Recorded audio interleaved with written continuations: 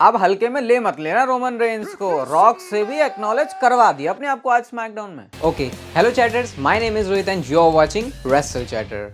तो इस वीडियो में गाइस हम लोग बात करने वाले हैं आज जो स्मैकडाउन के एपिसोड के बारे में, जहां पर ब्लड लाइन की क्या कहानी रहने वाली है रेसलमेनिया के लिए, उसकी पूरी क्लैरिटी हमको मिल जाती है। सबसे पहले शो की स्टार्टिंग करते हैं tribal chief, head of the table, और साथ में undisputed WWE universal champion Roman Reigns. उनके साथ उनकी शाही एंट्रेंस के लिए पॉल हेमन थे, सोलो सिकोवा थे, जिमी ऊसो थे। रोमन रेंस आते हैं, रिंग में आते हैं, बहुत लंबी चौड़ी अच्छी एंट्रेंस उन्होंने करी अपना आराम से टाइम लेके। उसके बाद वो रिंग में आते हैं एरिजोना में, क्योंकि स्मैकडाउन हो रही थी तो वो एक्नॉलेज करने के लिए बोलते हैं। एक्नॉलेज किया गया रोमन रेंस को, लेकिन रोमन रेंस कहते हैं यार तुम तो इससे ज्यादा लाउड हुआ करते थे। मतलब रोमन रेंस को रिएक्शन पसंद नहीं आ रहा। वो दूसरी बार ट्राई करते हैं, तब भी उनको वैसा अच्छा उनको फील नहीं हुआ।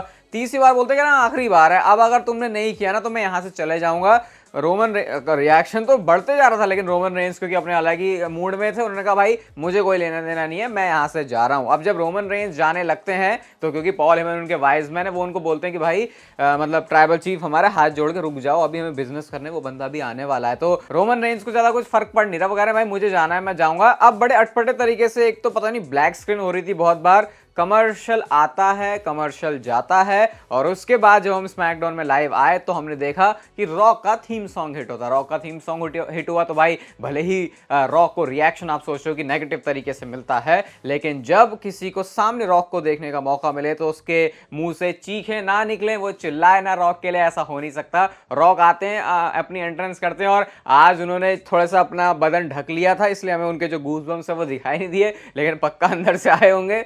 रॉक ने अपने वही चमकीले से कपड़े पहने हुए थे जैसा वो अपने इस हील वाले पर्सोना के लिए जाने जाते हैं। वो रिंग में आते हैं, और अब जब वो कुछ बोलने जा रहे थे तो क्राउड अब फिर से अपने मूड में आ गया। अब उन्होंने क्राउड को बू करना शुरू कर दिया, जबकि इससे पहले रॉकी के चैंट्स लग रहे थे। तो क्राउड में जिस तरीके से रॉक के इस कैरेक्टर में प्ले कर रहा है उसको देखने में बहुत ज्यादा मजा आ रहा है। इसके बाद वो बोलते हैं क्या तुम सच में रॉक को बू करने वाले? तो जब उन्होंने ये बोला तो क्राउड ने उसके बाद और ज्यादा बू करना शुरू कर दिया। एंड देन अब यहां से रॉक जो है अपने प्रोमो की शुरुआत करते हैं। वो बोलते हैं अब तुम्हारी लाइफ में कुछ मीनिंग आई है क्योंकि तुम अपने सामने देख रहे हो रॉक को, और वो बोलते हैं the Rock has come back to Arizona. और उसके बाद वो वहां की सिटी की, वहां के लोगों के बारे में कुछ शॉट्स लेते हैं और बोलते हैं कि अभी हम अच्छे मूड में हैं बहुत ज्यादा, और उसके पीछे ये रीजन है कि रॉक दोबारा से बिजनेस में आ गया। रॉक दोबारा से बिजनेस में आ गया तो फिर से चीजें इलेक्ट्रीफाइंग हो गई हैं, फिर से चीजें और बढ़िया हो गई हैं। तो इसलिए सोलो हैप्पी है, पॉल हेमन हैप्पी है, ट्राइबल चीफ हैप्पी है, रोमन रेंस हैप्पी है, सॉरी ट्राइबल चीफ हैप्पी नहीं है, रोमन रेंस हैप्पी है, सारे लोग खुश हैं, यूनिवर्सल चैंपियन हैप्पी है, ऐसा करके उन्होंने बोला।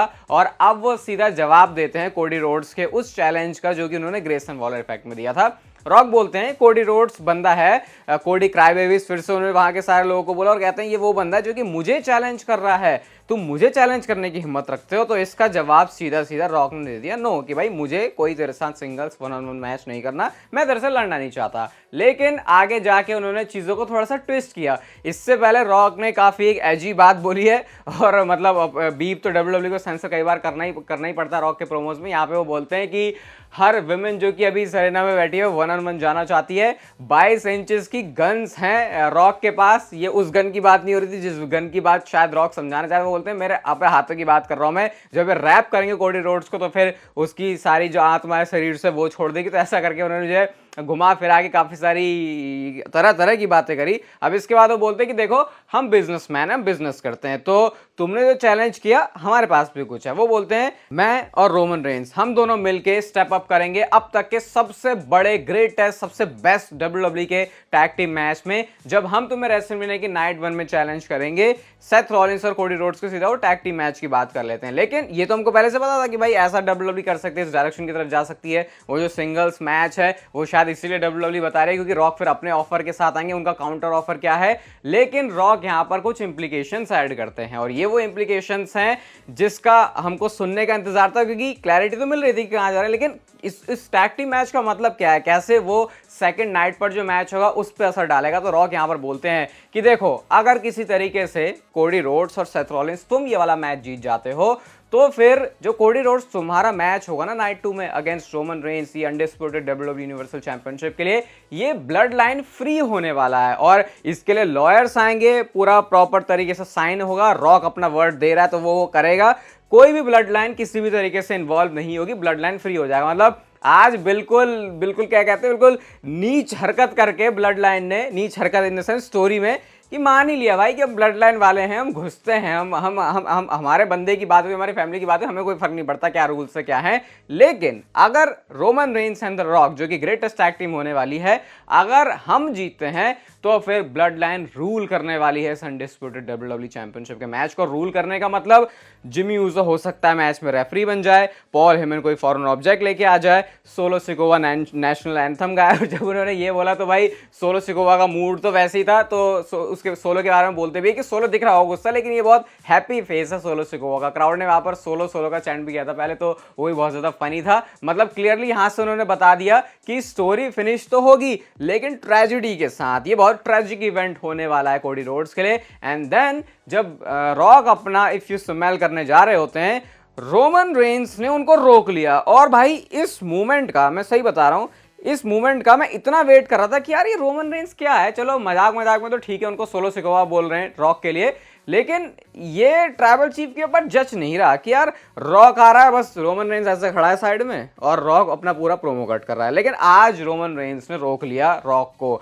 अब जब उन्होंने हाथ रखा तो दिमाग में भाई घंटियां बजने की, ये क्या होने वाला है, अब क्या डब्ल्यूडब्ल्यूई करने वाली है, क्या रोमन रेंस का नेक्स्ट मूव होगा। वैसे ऐसे कुछ रिएक्शंस तो मेरे ज्यादा होते नहीं है, शोज को देखते हुए अंदर ही रह जाते हैं, ब्लॉग में दिख जाएगा वो कैसा था। लेकिन जब ये चीज हमने मूवमेंट देखा तो मतलब ऐसे मूवमेंट आएगा और यार अब क्या करेगा, अब यहाँ से लग रहा है गर्मा गर्मी हो गई, ये एक दूसरे के अगेंस्ट तो नहीं चले जाएंगे। वो बोलते हैं कि मैं रॉक तेरे से एक चीज चाहता हूँ, मैं फैमिली के लिए सब कुछ कर सकता हूँ, लेकिन मैं चाहता हूँ कि तू मुझे एक्नॉलेज करे, एक्नॉलेज मी करके उन्होंने सीधा सीधा रॉक को बोला। और जब उन्होंने ये बात रॉक को बोली, रॉक के चेहरे पर थोड़े से एक्सप्रेशन चेंज हुए, उन्होंने अपने सनग्लास निकाले और जब उन्होंने एक नजरें देखी रोमन रेंस के सामने तो वो कुछ ऐसी फील हुई कि यार ये बंदा कैसे मेरे से एक्नॉलेज करवा रहा है, मैं तो भाई इतने टाइम से अपने यहाँ पे चौड़ में घूम रहा हूँ, मेरे को आके कोई रोक नहीं रहा, ये कौन बंदा है जो कि मुझे रोक लेगा। मैं तो ये जो अथॉरिटी में लोग हैं किसी का कोई घंटा फर्क नहीं पड़ता, मैं सबसे आगे चलता हूँ। ट्रिपल एच के चैनल लग रहे थे तब भी रॉक ने उस पर ऐसे किया कि मुझे फर्क ही नहीं पड़ता।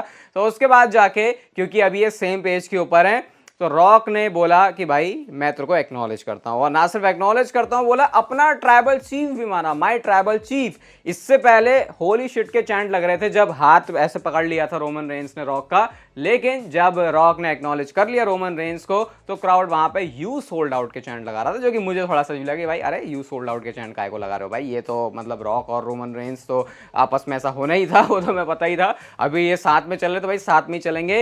एंड देन वो ब्लड लाइन का जो पोज है जिसके बारे में लास्ट टाइम रॉक को थोड़ा सा ट्रोल किया गया था, रॉक ने बोला भाई मेरे जलवे अलग हैं, ब्लड लाइन करती होगी ऐसे, मैं तो अब भी ऐसा ही करूंगा। तो रॉक ने आज भी वही वाला साइन किया, यानी कि उनके लिए ब्लड लाइन का मतलब ये नहीं पूरी दुनिया के लिए होगा, रॉक के लिए ब्लड लाइन का मतलब ये है, यानी कि उसकी कुछ सिग्निफिकेंस है स्टोरी के अंदर जो कि आगे जाके शायद कोई और बड़ा रोल प्ले कर सकता है। तो सेथ रॉलिंस और कोडी रोड्स शो पर नहीं थे। कोडी रोड्स तो भाई मतलब मुझे लगता है ये स्मैकडाउन के खत्म होने के बाद, क्योंकि मैं पहली वीडियो रिकॉर्ड कर रहा हूँ, मतलब स्मैकडाउन खत्म होने के बाद, ऑफ एयर का मुझे नहीं पता क्योंकि मैं जस्ट रिकॉर्ड कर रहा हूँ, लेकिन शायद वहां पे कोडी रोड्स तो डेफिनेटली फीचर्ड है क्योंकि वो तो भाई स्मैकडाउन के लिए निकले थे। लेकिन डब्ल्यूडब्ल्यूई ने शायद वो जो एंगल है उनका कन्फ्रंटेशन वाला उसको रोक के रखा। मैंने बोला था ना धीरे धीरे डब्ल्यूडब्ल्यूई शायद चैप्टर्स खोलेगी, पन्ने पलटेगी अपने इस चैप्टर के, तो इसलिए आज डब्ल्यूडब्ल्यूई ने वो चीज बचा के रखी। और नेक्स्ट वीक के लिए रॉक ने और रोमन रेंस ने चैलेंज भी कर दिया, भाई दम है तो हमारे सामने आ, तो शायद वो चीज डब्ल्यूडब्ल्यूई वहां के लिए बचा रही है। शुरुआत डब्ल्यूडब्ल्यूई ने कर दी और बिल्ड इसका बहुत तगड़ा होने वाला है। रॉक ने वैसे स्मैकडाउन से पहले भी कुछ धमाके किए थे, उसको हम अपनी नेक्स्ट वीडियो में डिस्कस करेंगे। लेकिन इसके बाद शो पर आता है टिफनी वर्सेस नाओमी के बीच में मैच, और टिफनी को क्योंकि डब्ल्यूडब्ल्यूई पुश करी, थोड़ा सा उन्होंने रेफरी को डिस्ट्रैक्ट होने के बाद चीप मूव किया एंड देन यहाँ पे अपना प्रीटियस्ट मून सॉल्ट लगा के टिफनी ये वाला मैच जीत जाती है। इसके बाद शो पर कबूकी वॉरियर्स यानी कि Asuka and Kairi Sane versus Dakota Kai and Bayley का मैच था, और कह रहे थे ना सारे लोग कि डेकोटा काय धोखा देगी, लेकिन वो धोखा इतनी जल्दी आ जाएगा क्योंकि बेली जब टैग इन करने के लिए जाती है डेकोटा वहां से उतर गई और उसके बाद सबने मिलकर बेली को बजा दिया बुरी तरीके से। डेकोटा काय भी जो डैमेज कंट्रोल वाला नेगेटिव वाली डैमेज कंट्रोल बोलेंगे भी नहीं बोलेंगे जो भी है, ये जापानीज वाला ग्रुप, उसको जो इन्होंने ज्वाइन कर लिया है। और बेली के लिए जो रिएक्शन है वो आज बड़ा सिंपैथी वाला आ रहा था। बैक स्टेज से जेड कारगिल भी थोड़ा सा कन्फ्रंट करती है डैमेज कंट्रोल को। कन्फ्रंट क्या करती है, निक ऑल्डिस के साथ वो कुछ बातें करी थी, शायद इस वजह से वो था, लेकिन शायद डब्ल्यूडब्ल्यूई इसको प्लग करी, तो क्या पता रेसलमेनिया में जाते जाते उनका भी कुछ रोल बन जाए। इसके बाद ब्रॉन ब्रेकर का मैच आता है, और भाई क्या मैच था, ये तो कुछ सेकंड्स का ही था, आते ही स्पीयर होगा, मैच खत्म हो गया। ब्रॉन ब्रेकर को इतने धांसू वे में डब्ल्यूडब्ल्यूई दिखा रही है, बुक कर रही है कि आगे तो स्मैकडाउन तहलका मचाने वाले हैं। इसके बाद मैच आता है सैंटोस एस्कोबार वर्सेस कार्लिटो के बीच में, और ये स्ट्रीट फाइट वाला मैच तो बहुत मस्त मस्त मूवमेंट आता है इसमें। चेयर वाला वो ट्रैश कैन को सिर में पहना के जो चेयर से कार्लिटो मार रहे होते हैं वो बहुत मस्त था। अब इस मैच में एंड में इतना तगड़ा रिएक्शन था भाई, मैं सोच रहा हूँ कि इतना तगड़ा रिएक्शन, बहुत ज्यादा ही तगड़ा रिएक्शन था। ये हुआ रे मिस्टीरियो के रिटर्न पर। सेटअप कुछ ऐसा होता है कि हुम्बर्तो और एंजल गार्जा आ जाते हैं, ट्रिपल पावर बॉम्ब भी मार दिया, लेकिन कार्लिटो ने तब भी किक आउट कर दिया। उसके बाद एलडब्ल्यू आती है, उससे ही बात नहीं बनी। रे मिस्टीरियो आते हैं क्रचिस से। पहले तो रे मिस्टीरियो को पॉप ही बहुत ज्यादा मिली और वो क्रचिस सिर्फ दिखाने के लिए थी, उससे उन्होंने जो है हुम्बर्तो और एंजल गार्जा को मारा। एंड देन वो सैंटोस एस्कोबार को भी मारते हैं, 619 भी उन्होंने लगाया। उसके बाद कार्लिटो ने उनको टेबल के ऊपर ही पटक दिया और इतना हॉट रिएक्शन हो गया था एंड तक आते आते कि उसको देखने बहुत ज्यादा मस्त लग रहा था।